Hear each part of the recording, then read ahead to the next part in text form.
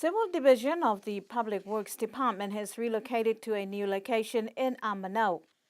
According to Honourable Premier Toke Talangi, the reasons to move the division is in line with government's re-evaluation of its business opportunities, and government has identified the quarry and civil division to have the perfect opportunities to generate revenues for the government and the island. He said there is a need to relook at government departments' operations and their potential to expand. The civil division will operate from the northern area of the fish factory in Amanao, but it is still part of the public department, but has just moved locations. The division, however, will operate under government's business operations under the NPSC projects. Other government entities that have had change under the business are the bond store, the government buildings, and philatelic and numismatic. Premier Talangi said the change is also part of government's transformation and restructuring of the public service. The 10th Pacific Health Ministers meeting started yesterday in Apia, Samoa, attended by many health ministers around the region. Also in attendance is Dr. Colin Tukuitonga, who is the Director for Public Health Program at the Secretariat of the South Pacific, or SBC. Director General of SBC, Jimmy Rogers, made reference to Samoa's health initiative, saying that having a vision is the start of a journey, but transforming the vision into practical reality is an achievement and a legacy you and your team leave to current and future generations of your people. He also acknowledged Her Excellency Honourable Olaf Jacobson, Niue's High Commissioner to Wellington, and former Minister of Health for Niue, saying she is one of the two remaining musketeers who participated at the historic 1995 meeting in Fiji that endorsed the Yanuka Island Declaration on Health in the Pacific in the 21st century. They gave birth to the Healthy Islands concept. The director also paraphrased from Samoa's Prime Minister Tuila Epa Sailele Malielegaoi at the opening ceremony.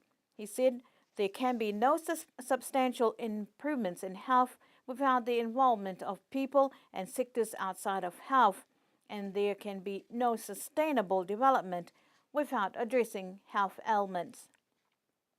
In which Dr. Rogers added an oath saying, health is not everything, but without health, everything else is nothing.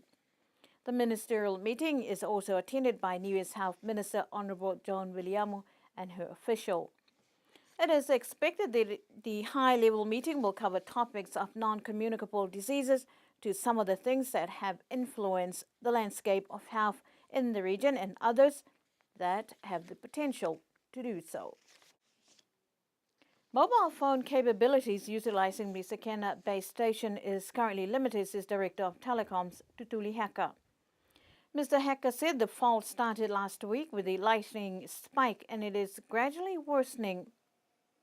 However, he said that technicians are continuing to work on the problems. The department is also trying to identify the fault and will work to fix the mobile problem.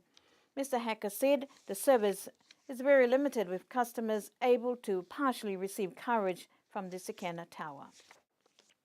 Disaster management officials from around the Pacific this week embarked on Fiji to discuss challenges and opportunities for institutional strengthening and capacity building. The main objective of the meeting is to provide regional disaster management with an increased understanding of the disaster risk management services and products available. Deputy Director of the SBC Disaster Reduction Program, Mosese Sikivo, said SBC is the regional body mandate to coordinate DRM capacity building and the opportunity to learn from participants and to focus its work program to better meet the needs of the groups. The disaster meeting is also supporting preparation for the 2013 joint meeting of the Pacific Platform for DRM and Pacific Climate Change Roundtable next week that is proposing to merge the two sectors, a first ever global initiative. Some of the participants at the meeting this week commented the initiative of the two most prominent sectors to unite can improve the island's concerted efforts in addressing challenges and issues posed by both disaster and climate change, rather than duplications of work that has identical elements. Niue also has representatives at the meetings in Fiji this week and will continue to next week.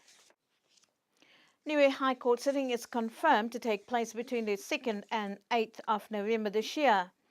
The court will convene to hear all applications listed in the court program from the 4th of November to the morning of the 8th.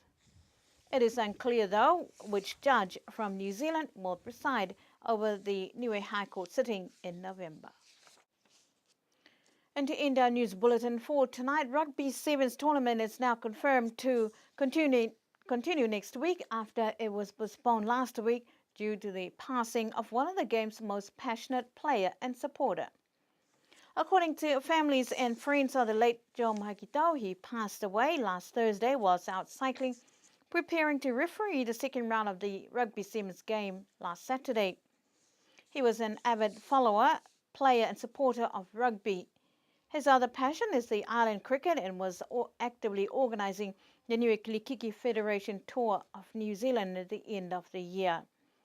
President of NISCA, the island's main sporting body, Mr. Des Hipper, acknowledged Mr. Mahakitau's great efforts in supporting and developing codes in the sporting communities around the island, reflecting on the loss of a great sportsman. Mr. Mahakitau will be sure to be remembered next Saturday as the Rugby Sevens tournament continues. That's our news bulletin for tonight. Good evening.